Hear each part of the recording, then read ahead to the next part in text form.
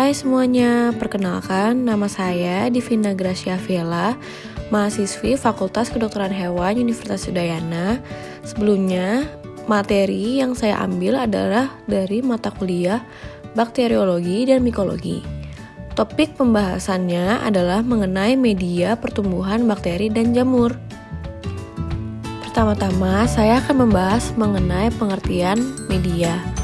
Media itu merupakan suatu bahan yang terdiri dari campuran nutrisi yang digunakan oleh suatu mikroorganisme untuk tumbuh dan berkembang biak pada media tersebut.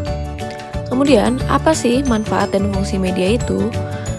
Media itu berfungsi untuk menumbuhkan dan memperbanyak, mengisolasi, serta mengidentifikasi bakteri. Guna kepentingan mengidentifikasi bakteri, perlu mempelajari morfologi serta sifat dari bakteri tersebut. Sekarang saya akan menjelaskan mengenai komposisi pertumbuhan bakteri dan jamur.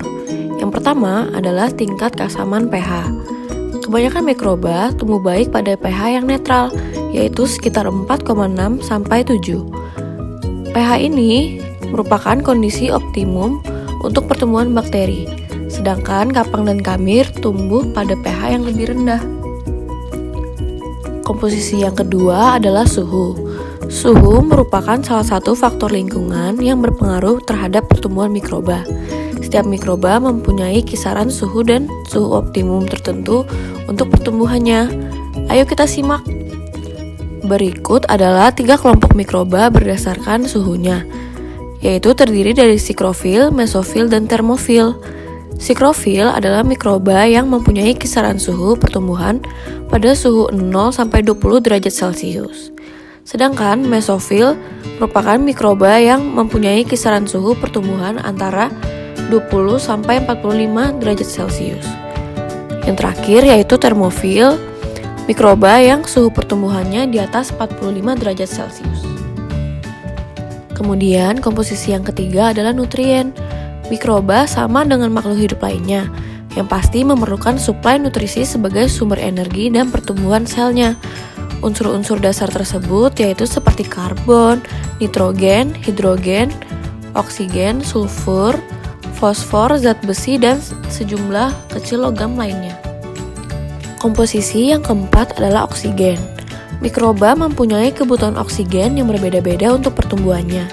Berdasarkan kebutuhan akan oksigen, mikroba dibedakan atas 4 kelompok, yaitu aerob, anaerob, anaerob fakultatif, dan mikroaerofil. Berikut adalah kelompok-kelompok mikroba berdasarkan kebutuhannya akan oksigen. Yang pertama adalah aerob. Aerob adalah mikroba yang membutuhkan oksigen untuk pertumbuhannya. Sedangkan kalau anaerob adalah mikroba yang tidak membutuhkan oksigen. Apa sih anaerob fakultatif itu? Yaitu mikroba yang dapat tumbuh dengan atau tanpa adanya oksigen. Sedangkan mikroaerofil adalah mikroba yang membutuhkan oksigen pada konsentrasi yang lebih rendah daripada konsentrasi oksigen yang normal di udara. Komposisi pertumbuhan yang kelima adalah tekanan osmosis. Suatu tekanan osmosis akan sangat mempengaruhi bakteri jika tekanan osmosis lingkungan lebih besar atau hipertonis, maka sel akan mengalami plasmolisis. Sebaliknya, tekanan osmosis lingkungan yang hipotonis akan menyebabkan sel membengkak dan juga dapat mengakibatkan rusaknya sel. Komposisi pertumbuhan yang terakhir adalah sterilitas.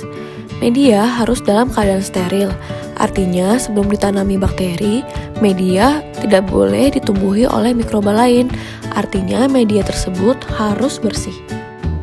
Kemudian, saya akan menjelaskan mengenai macam-macam media berdasarkan bentuknya. Yang pertama adalah media padat. Media padat merupakan media yang mengandung banyak agar atau zat pemadat kurang lebih 15% agar sehingga media menjadi padat. Media ini dapat dibedakan menjadi 3 jenis menurut bentuk dan wadahnya, yaitu media tegak, miring, dan lempeng. Media tegak merupakan media yang menggunakan tabung reaksi yang ditegakkan sebagai wadahnya, sedangkan media miring menggunakan tabung reaksi yang dimiringkan. Kalau media lempeng menggunakan petri dish atau plate sebagai wadahnya. Yang kedua adalah media semi padat. Media semi padat atau semi cair merupakan media yang mengandung agar kurang dari yang seharusnya, kurang lebih 0,3 sampai 0,4% sehingga media menjadi kenyal, tidak padat dan tidak begitu cair. Umumnya media ini digunakan untuk pertumbuhan mikroba yang banyak memerlukan air dan hidup anaerobik atau untuk melihat pergerakan mikroba. Kalau penambahan zat pemadat hanya 50% atau kurang dari yang seharusnya, ini umumnya diperlukan untuk pertumbuhan mikroba yang banyak memerlukan kandungan air dan hidup anaerobik atau fakultatif. Yang ketiga adalah media cair. Media cair merupakan media yang tidak ditambahi bahan pemadat. Umumnya media ini digunakan untuk pertumbuhan mikroalga, tetapi juga mikroba lain, terutama bakteri dan ragi. Sekarang saya akan menjelaskan mengenai macam-macam media berdasarkan susunannya. Yang pertama adalah media alami. Media alami ini media yang disusun dari bahan-bahan alami di mana komposisinya tidak dapat diketahui secara pasti dan biasanya langsung diekstrak dari bahan dasarnya seperti kentang, tepung, daging, telur, ikan sayur, dan sebagainya. Contohnya adalah tomato juice agar. Yang kedua adalah media semi-sintesis. Media ini disusun dari bahan-bahan alami dan bahan-bahan sintesis. Kemudian yang ketiga adalah media sintesis. Media ini disusun dari senyawa kimia yang jenis dan takarannya diketahui secara pasti. Contohnya McConkie agar. Sekarang saya akan menjelaskan media berdasarkan fungsinya. Yang pertama adalah media umum. Media ini mengandung bahan-bahan yang bertujuan menstimulasi pertumbuhan mikroba secara umum. Contohnya nutrien agar dan blood agar. Yang kedua adalah media diferensial. Media diferensial adalah media yang digunakan untuk membedakan satu bakteri dengan bakteri yang lainnya. Pada media ini mengandung suatu bahan yang digunakan untuk membedakan mikroba tersebut. Mikroba tersebut akan tumbuh dengan ciri khusus sehingga dapat dibedakan. Contohnya media triple sugar iron agar dan media sulfit indo motility. Yang ketiga adalah media selektif. Media selektif adalah media yang memungkinkan suatu jenis mikroba tumbuh dengan pesat, sementara jenis mikroba yang lain terhambat. Contohnya McConkie agar. Kemudian ada media diperkaya.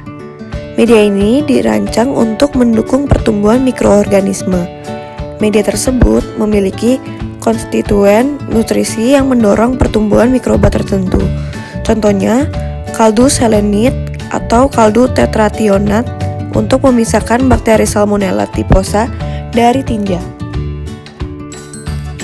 Media uji merupakan media yang digunakan untuk identifikasi mikroba. Contohnya adalah Mueller-Hinton agar. Yang terakhir adalah media perhitungan jumlah mikroba. Medium spesifik yang digunakan untuk menghitung jumlah mikroba dalam suatu bahan, misalnya medium untuk menghitung jumlah bakteri E. coli pada air sumur. Nah, sekian materi yang saya bahas pada video kali ini. Terima kasih sudah menonton ya. Sampai ketemu di video selanjutnya.